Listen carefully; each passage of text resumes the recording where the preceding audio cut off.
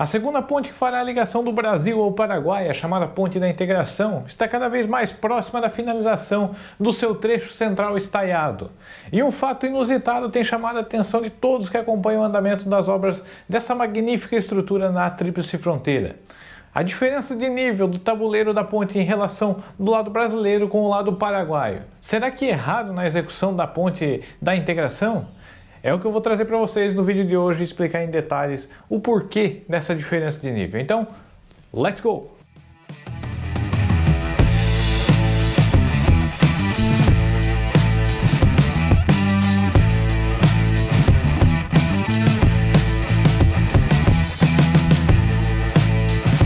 E aí pessoal, tudo bem com vocês? Sejam bem-vindos mais uma vez ao canal Engenheiro Wilson Júnior.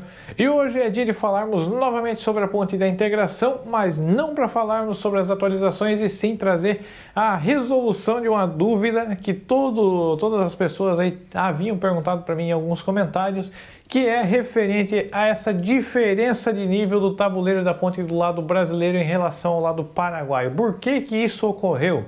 É grave, não é? Erraram, não erraram? Hoje eu vou contar aqui para vocês. Mas primeiro, antes de nós falarmos sobre esse tema, não esquece que se você não é inscrito no canal, vai ali para baixo, se inscreve e ativa o sininho das notificações para não perder nenhum conteúdo.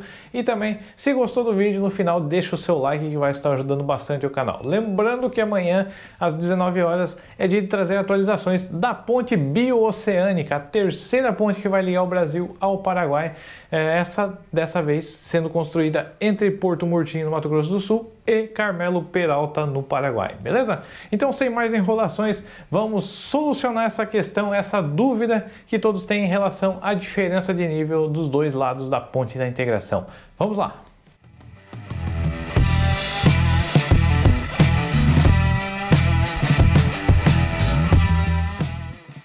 Bom, para nós entendermos a resposta para essa dúvida em relação à diferença de níveis do tabuleiro da ponte do lado brasileiro em relação ao do lado paraguaio, temos que levar em consideração a seguinte questão. Primeiro, entender o processo de montagem dessa ponte.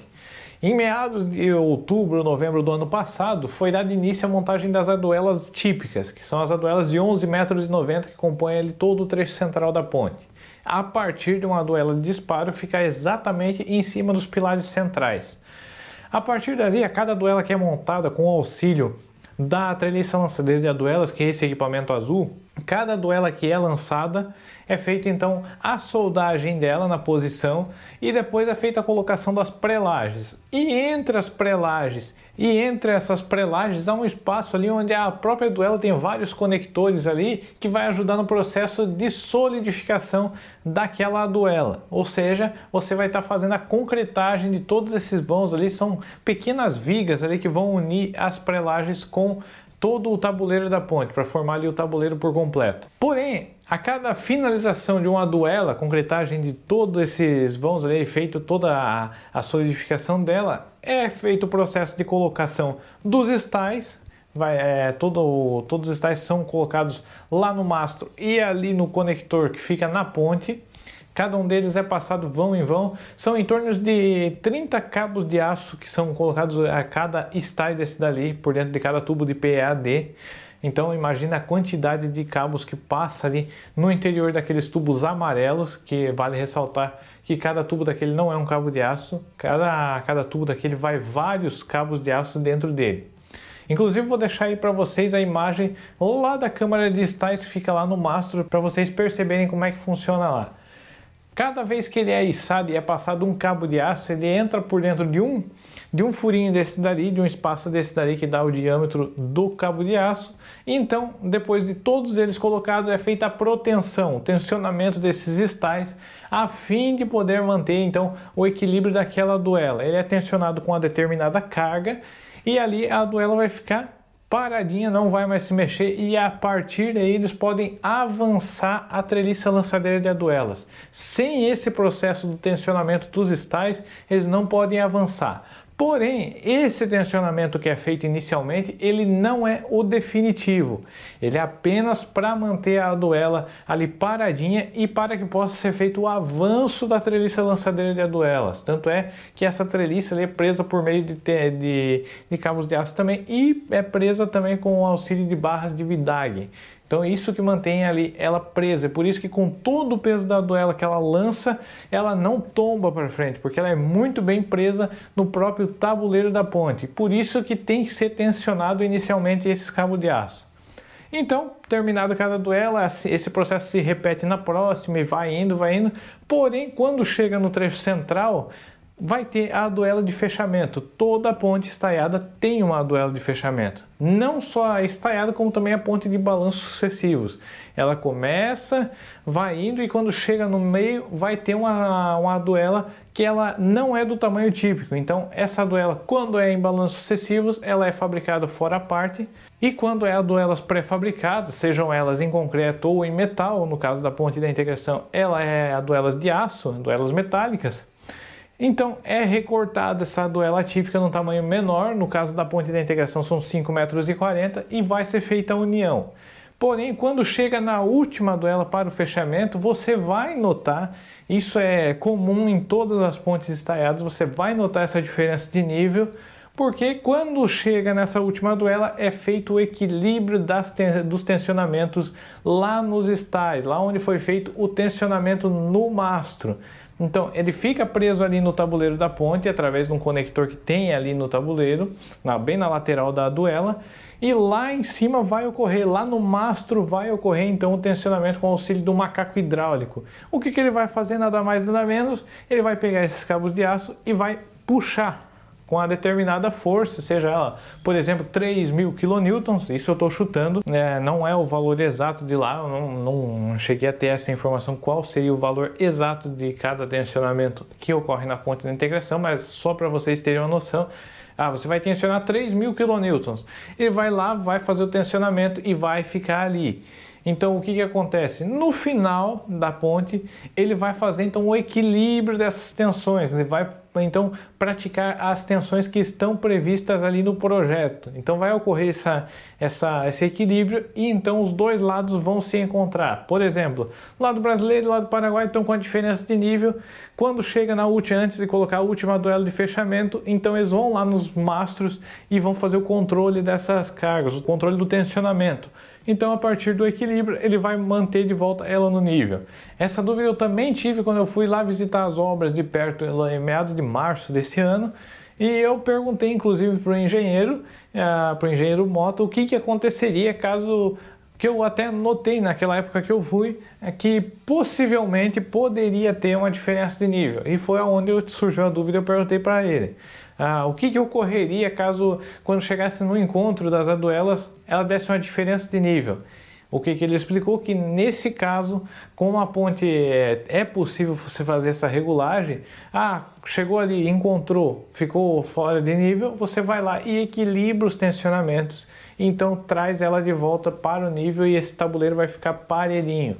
Então, antes de toda a finalização da obra e a colocação da duela final, da duela de fechamento, vai ocorrer então esse equilíbrio de tensões a fim de manter o mesmo nível.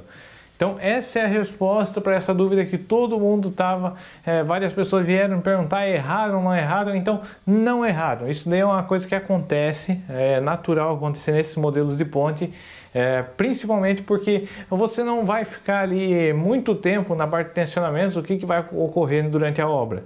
É um processo que é o mais, vamos dizer assim, o mais crítico da obra, você fazer esse fechamento do vão central. Então o que é feito? A cada duela que vai avançando, você vai tensionando com uma determinada carga inicial. Então você vai tensionando para manter uma maior efetividade do serviço, para fluir mais o serviço, para ir mais rápido. Depois, no final, como vai depender dessa colocação da última duela, você vai lá e faz o equilíbrio total das tensões, fica todas as duelas no nível, e então é colocada a duela de fechamento, soldado, e finaliza então o tabuleiro central da ponte, o trecho central estaiado da ponte da integração, beleza? Para vocês entenderem, espero que tenha ficado claro aí um pouquinho para vocês sobre esse processo. Inclusive, já eliminando outra dúvida em relação a essa questão do desnível, algumas pessoas chegaram até a comentar aqui que poderia ser em relação à diferença de nível que há entre o Brasil e o Paraguai. Porém, essa diferença de nível já foi corrigida durante o dimensionamento dos pilares centrais e dos pilares intermediários da ponte. Inclusive eu vou convidar vocês para olhar aqui na imagem que eu vou deixar para vocês acompanharem. Lá no primeiro vídeo que eu fiz em meados de março desse ano sobre a ponte da integração, se eu não me engano foi o primeiro ou o segundo vídeo, eu vou deixar ele aqui nos cards para vocês conferirem. Eu expliquei e trouxe até as medidas que tem de altura cada pilar. Os pilares intermediários e o pilar central, que fica nas margens do Rio Paraná.